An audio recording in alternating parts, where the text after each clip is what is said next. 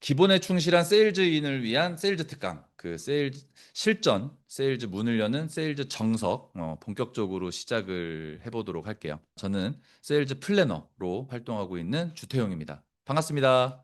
저도 지금 세일즈 분야에 있은 지는 한 20년 정도 된 것 같아요. 보험으로 시작을 했습니다. 그래서 그 당시에 이렇게 보험회사는 그런 게 있거든요. 3W라고 매주 3건씩 신규 계약을 해야 되는데 3W를 100주를 달성을 했어요. 이걸 하고 났더니 아, 이게 세일즈구나라는 걸 좀 깨닫게 됐고, 그러다가 이제 본사에서 영업 교육, 관리, 영업 전략 이런 업무들을 하게 되면서 아, 내가 정말 세일즈를 기본부터 제대로 이제 정석으로 마스터를 해야 되겠다라는 생각이 들어서 또다시 석사를 해서 세일즈로 이제 경영학 석사를 받게 지금은 세일즈 플래너라는 타이틀로 리얼 세일즈를 운영하고 있고, 지금도 저는 회계법인 예다움이라는 곳에서 경영지원본부장으로 세무관리와 절세가 필요하신 프리랜서 분들이나 사업주분들 만나서 필요한 상담도 해드리고 영업을 하고 있습니다.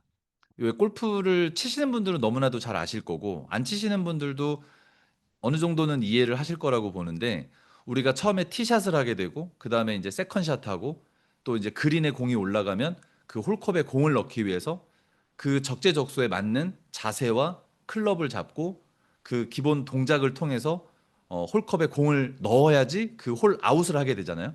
이게 저는 세일즈하고 너무 잘 적용이 되는 것 같더라고요. 그래서 야, 이렇게 멈춰 있는 공을 내가 휘두르는데 내가 때로는 의도하지 않게 좋은 위치에 공이 가게 되는 경우도 있고, 또 때로는 정말 심혈을 기울여서 스윙을 했음에도 불구하고 원하는 대로 공이 나가지 않고, 그리고 늘 골프는 누군가와 함께 해야 되는데 함께 치는 멤버들에게 지켜야 되는 매너라는 게 있고, 항상 내가 어떤 샷을 하더라도 그 다음 단계를 생각하면서 한 단계 한 단계를 내가 그 계획대로 달성하기 위해서 계속 관리를 해야 되거든요. 그래서 아, 이런 게 비즈니스나 영업이랑 참 일맥상통하구나라는 생각을 하게 됐습니다. 그래서 아, 이게 뭐니 뭐니 해도 기본적인 어떤 개념을 알고 이론을 알고 연습도 충분히 해야 되고 너무나도 중요하겠다 해서 내가 다른 건 몰라도 세일즈 분야에서 우리와 함께하는 세일즈인들에게는 어떻게 해서든 내가 문맹을 탈출시켜 드려야 되겠다라는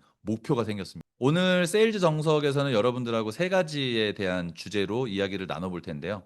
기본적으로 세일즈가 뭔지에 대해서 한번 같이 고민해 볼 거고, 우리가 늘 바라보고 있는 고객들, 그 고객에 대해서 같이 고민해 볼 거고요. 그 고객들이 나를 선택하게끔 하기 위해서 우리는 어떤 기법을 적용할 수 있을까? 사실 오늘 제가 소개해 드릴 기법은 너무나도 기초적이고 기본적이지만 어떤 상황에서도 필요하고 반드시 적용해야 되는 기법인 것 같아서 준비를 했습니다. 그래서 이 세 가지 주제로 같이 이야기를 나눠볼게요. 자, 첫 번째 주제, 세일즈는 무엇인가입니다. 제가 여러분들한테 질문을 한번 드려볼게요. 여러분들이 세일즈와 서비스 분야에서 돈을 버는 공식을 한번 떠올려 보세요. 아마 갑자기 제가 이런 질문을 드려서 뭔가 중요한 것 같은데 잘 떠오르진 않아 하시는 분이 계실 수도 있고, 이 부분에 대해서 생각을 한 번도 안 해보신 분도 계실 거예요. 제가 모두에게 공통되는 돈 버는 공식을 보여드릴게요. 자, 일단 우리는 고객이 가장 중요합니다. 고객을 우리는 유입시켜야 돼요. 그렇다라는 거는 내가 판매하고 있는 제품과 서비스를 고객이 필요로 해야 한다라는 거죠. 그리고 하나의 가격, 하나의 제품만 팔고 계시진 않을 거예요. 한 명의 고객이 내가 판매하고 있는 여러 가지 제품군에서 평균 단가, 객단가를 아셔야 돼요, 여러분들이. 얼마의 어떤 가격으로 구성이 되어 있지? 이런 거 생각하셔야 되고, 그 다음이 전환율입니다. 내가 만나는 고객들이 실제로 나의 제품과 서비스를 선택해서 나에게 계약을 해준다거나 또는 나의 제품을 구입해주는 확률. 10명을 만나서 내가 3명한테 물건을 팔고 3명과 계약을 체결했다. 그러면 전환율이 몇 프로예요? 30%죠. 이런 전환율도 계산을 하셔야 돼요. 자, 보세요. 객단가를 높이기 위해서 많은 기업들, 영업인들이 무엇을 하고 있을까를 한번 잘 떠올려 보면, 마트나 편의점에 가보면 2 플러스 1 보면 우리 그냥 못 지나치잖아요. 이게 객단가를 높이는 하나의 기법입니다. 하나만 사도 되는데 2개 사면 하나 더 준다고 하니까 하나를 더 잡죠. 그럼 어떻게 돼요? 객단가가 올라가는 거예요. 그래서 고객이 원하는 요구와 욕구를 잘 파악해서 그들이 원하는 솔루션을 주고 그에 대해서 우리는 어떻게 하면 가격보다 가치를 더 크게 보여줄 것인가에 대한 고민을 매일매일 하실 거예요. 누군가가 물어봅니다. 판매직과 영업직의 차이가 뭐예요? 이거 구분하실 수 있으시겠어요? 나는 뭔가 지속적인 세일즈를 위해서 나는 영업을 하고 있다라고 믿고 있었는데 실제 내가 하고 있는 행위들을 봤을 때 나는 판매만 하고 있는 게 아닌가? 한번 돌아볼 필요가 있어요. 그래서 우리가 진짜로 세일즈를 한다라는 건 과거에는 이랬을 수 있어요. 과거에는. 그런데 지금은 황 작가님이 자주 하는 얘기가 인생이 세일즈다라는 얘기를 많이 해요. 저는 이런 얘기를 많이 합니다. 이제는 대한민국의 전 국민이 판매하는 세상이 돼버렸다. 당근 한번 떠올려 보세요. 당근. 이제는 내가 무언가를 고객들에게 판매를 한다기보다는 진짜 이제 나 이런 제품과 서비스를 필요로 하는 또는 필요를 느끼고 있지 않더라도 그 가치를 제시해 줄 수 있도록 그 제품과 서비스, 고객 사이에서 나는 상호작용을 잘 해줘야만이 세일즈의 성과가 극대화될 수 있겠다. 뭔가 세일즈 기회를 포착하고 가망 고객을 확보하기 위해서 사교 모임을 정기적으로 나가고요. 그리고 또 어떤 목적과 방향성이 일치된 사람들이 모이는 단체나 또는 세미나 이런 데 이제 참가를 하기도 하고요. 그리고 많은 분들이 지금 시도를 하고 계실 텐데 어떤 퍼스널 브랜딩, 마케팅 이 과정을 통해서 확보되는 DB를 가지고 콜드콜링을 해서 고객과의 어떤 만남을 시도하고 계시지 않나요? 그런데 하다 보면 이렇게 사교 모임에 가서 정말 그냥 좀 즐겨야 되는데 마음이 나도 뭔가 영업의 기회를 포착하고 싶다라는 생각을 하다 보니까 어떤 그 순수함을 좀 잃어버리는 경우들이 종종 있더라고요.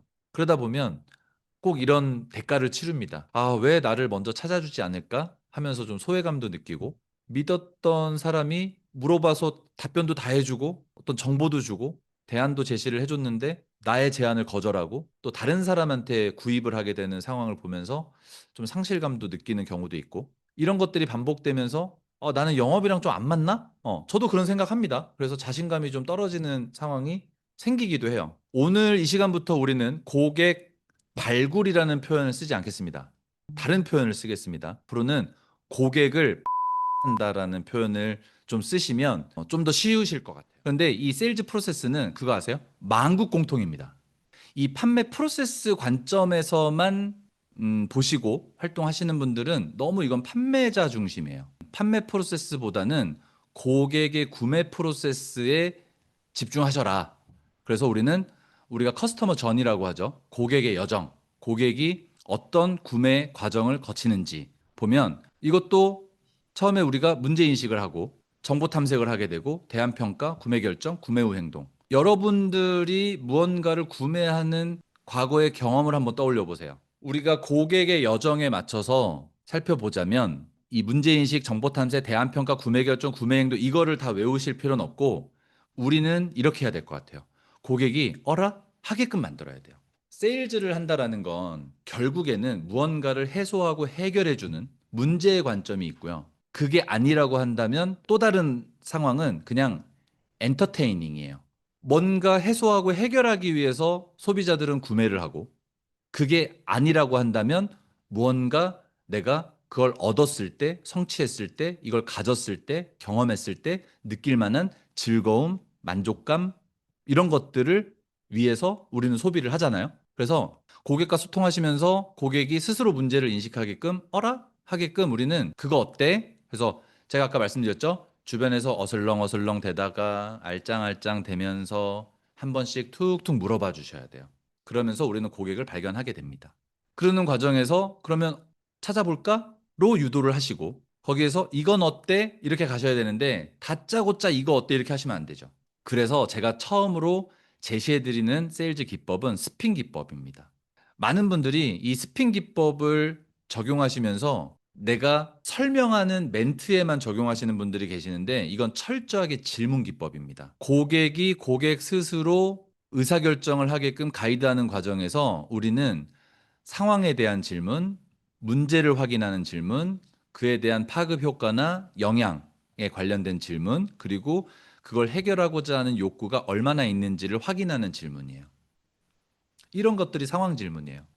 자, 그러면 이제 고객은 뭐가 좋을까로 자연스럽게 전이가 되게끔 유도를 해 주셔야 되고, 거기에서 이게 좋아로 마무리가 지어져야 되는데, 다짜고짜 고객님 이게 좋으실 거예요, 이게 무조건 좋습니다가 아니라, 여기에서 제가 제안해 드리는 기법은 FABE 해서 파브 기법이에요. 이 파브 기법은 고객이 스스로 생각하는 어떤 솔루션에 대해서 최적의 의사결정을 할 수 있도록 가이드해주는, 그래서 생각을 오므려주는 기법이라고 보시면 됩니다. 먼저 특징이에요. F는 특징. 많은 분들이 그냥 말로만 이렇게 설명하시는 분들 계시는데, 그 회사에서 제공해주는 브로셔나 안내문을 잘 활용하시면 좋겠어요. 상당히 과학적으로 돈 많이 들여서 만든 브로셔나 안내문일 거거든요. 미리 거기에 고객이 느낄 만한 좋은 점, 그리고 고객이 해결할 수 있는 어떤 솔루션이 될 만한 키워드를 뭐 형광펜으로 칠해 놓는다든지, 그렇게 해서 그 흐름에 맞춰서 안내를 드리는 거예요. 한번 보실래요? 제가 이거 안내 드리겠습니다. 자, 이거 한번 보시겠어요? 자, 기존에 이런 부분이 좀 아쉽다고 하셨는데, 이런 부분이 좀 불편하다고 하셨는데, 이건 이렇습니다.